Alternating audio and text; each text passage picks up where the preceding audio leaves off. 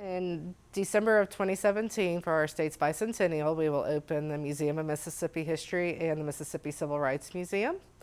It's two museums that'll be under one roof. The Museum of Mississippi History will tell Mississippi's history from 10,000 BC up to present day, and the Civil Rights Museum will focus on Mississippi's civil rights movement, mainly focusing on 1945 to 1975-ish. So the Civil Rights Museum will focus on Mississippi's story. We'll have a national timeline telling how Mississippi's role affected what happened nationally, and what happened nationally affected Mississippi, but we'll really focus on that Mississippi story. We are in the storage facility for the museum division. This houses our collections that will go on exhibit in the Museum of Mississippi History as well as the Civil Rights Museum. Right now we have about 350 artifacts slated to go on exhibit, which is a small amount. We have been very actively collecting for the past 2 years since we received the funding to do the Civil Rights Museum. We know that with most museums, once you open, once people see that you told an honest, truthful story and that you are going to care for the objects, that after we open, we'll get a more influx of artifacts that come in. So the good thing about the Civil Rights Museum and the Museum of Mississippi History is that we have flexible exhibit cases, so we can change out the exhibits and add the new artifacts that we get as time goes on. These are just some of the artifacts that will be on exhibit in the Mississippi Civil Rights Museum. I chose various objects to represent different parts of the civil rights movement and the impact that it had on Mississippi. First, we have this sign from the Citizens Council. The Citizens Council was a white organization that emphasis was to stop African Americans from voting, keep segregation active, anything that they could do to limit the rights of the African American community. It was started in the 50s and went about 10 years, so wasn't active overly long, but still had a huge impact on the state. Some of the people that were involved were the governor of Mississippi, James Eastland, who was a representative in Congress, Strom Thurmond, who was from South Carolina. They were all on the board of advisors. And in Mississippi, it was made up of the white prominent businessman and politician. This is the rifle that was used by Byron De La Beckwith in the assassination of Medgar Evers. It was donated to us by the Hinds County Court System. We still have the exhibit and the evidence sticker on it. This is definitely a very powerful object. We have several guns and weapons in our collection that we know killed people, but knowing the story behind this rifle and knowing exactly who it killed and the circumstances that Medgar Evers was killed, it is a very moving object. It's one of the first objects I cataloged when I first came to Mississippi over 15 years ago. And just to hold it in your hands, you do still to this day, I get the chills and the hairs on my arms stand up just to know exactly the history of this object.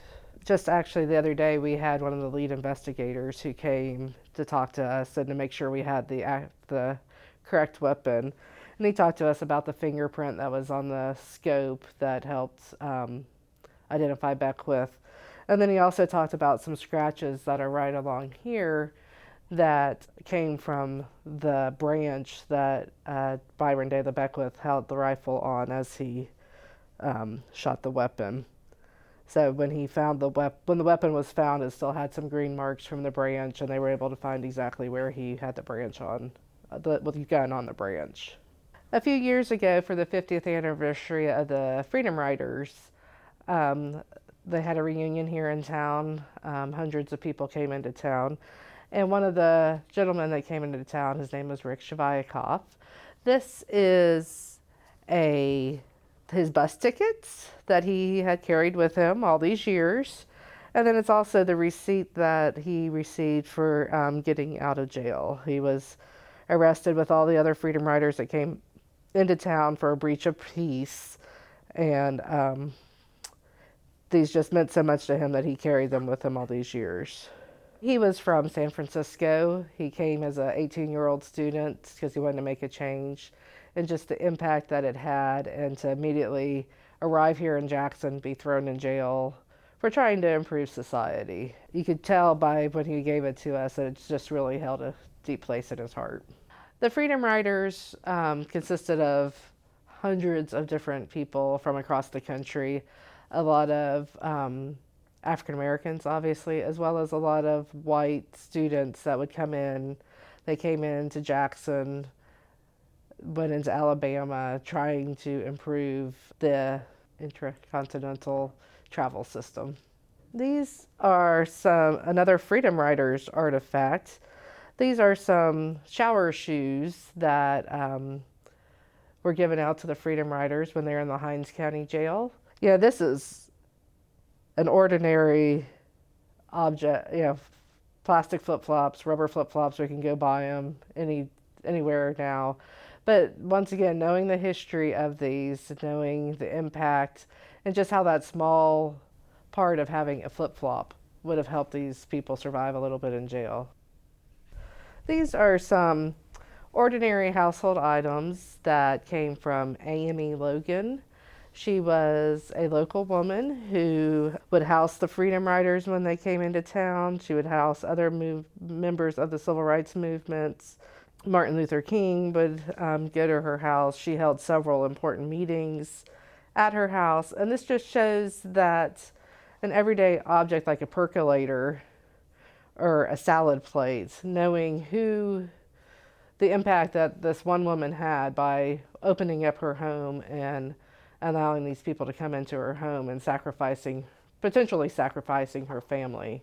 One of the main goals throughout the Museum of Mississippi History and the Civil Rights Museum is that it's not just the names that you've always heard, it's also the everyday person who has made an impact on the state. For the most part, people are very excited about the museum, and I would say overall, people just want to make sure it is an honest story. And the Department of Archives and History, from the very beginning, we have said it, we have to tell a very honest story. We have to tell the African American perspective as well as the white perspective, but it has to be an honest, truthful story of Mississippi civil rights movement. It's not going to be a pretty story. We've had a lot of very negative things that have happened in this state. But, our last gallery in the museum will talk about where we are now and where do we need to go. So that will help people see that Mississippi is growing and is improving and things are getting better in Mississippi.